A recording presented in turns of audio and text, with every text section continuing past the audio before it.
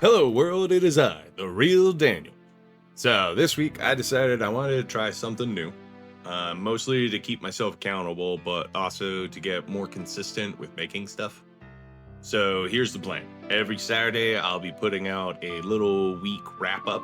Just me catching you up on what I've been working on and random rabbit holes I've fallen down. So let's kick it off with this week, August 24th through the 30th. Alright, first things first, the rabbit hole. This week I found myself diving into North Sentinel Island, which, if you've never heard of it, part of India's Andaman Islands, and it's home to the Sentinelese, one of the last purposely uncontacted tribes in the world. It's wild to me that there are still uncontacted civilizations. I always thought that was kind of a funny gimmick in Civ, where you'd be in like the modern age making a spaceship, and then you would find a ancient tribe, and then they would give you like money or they would join your population. And I was just like, it's funny, like we haven't found them yet.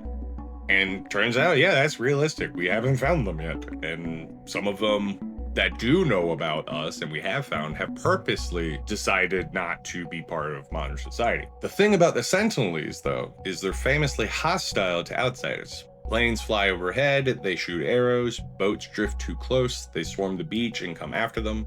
If a ship crashes on the reef, they'll grab what they can and usually kill the crew and then bury them on the beach.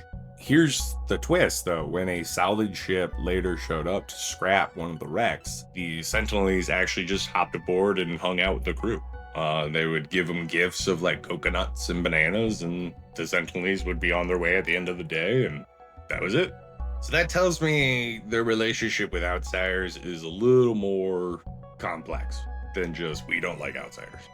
My theory is they didn't want to deal with the survivors of a wrecked ship, so they were just gonna kill them.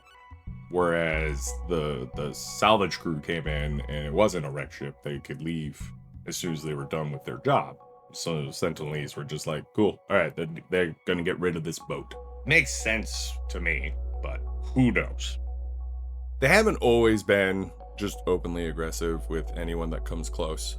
Back in the 90s, a few anthropologists managed to land and had a short, friendly interaction. But since then, India has completely banned anyone from approaching the island. Partly to protect the Sentinelese because of diseases from the outside world, but also to protect the outside world because they usually try to kill you. So the Sentinelese have probably been on that island since at least the 1700s, because there have been reports of lights being spotted on the shore. Probably have been there for a very long time, though. In the late 1800s is when I think they started becoming very wary of outsiders. So the Royal Navy decided to make friendly contact, and they didn't find anyone to talk to. Somehow, I don't know how, they were able to kidnap 6 people, an elderly man, a woman, and 4 kids. As soon as they got back to the port, the adults almost died immediately, and then the kids got sick. The officer panicked. Officer Maurice Vidal Portman hopped back on his boat, brought the kids back to the island with a bunch of gifts, and tried to make friendly again. So just think about that for a second. You're just there, doing your normal life. Suddenly some pale dudes show up, stomp around your village, kidnap 6 people, and then just vanish. And then they come back a few days later.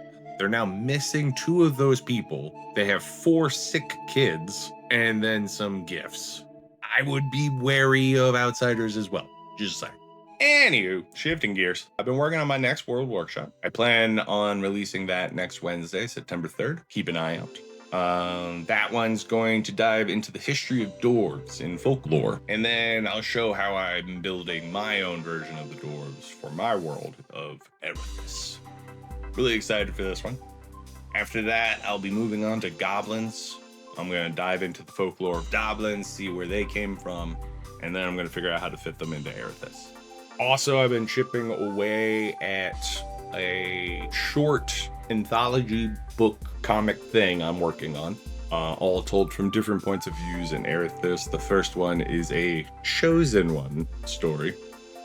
I think it's going to be a lot of fun, so keep an eye out for that.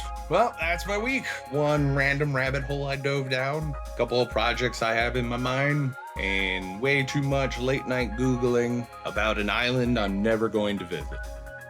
With that, have a great day. Please like, comment, and subscribe. Bye!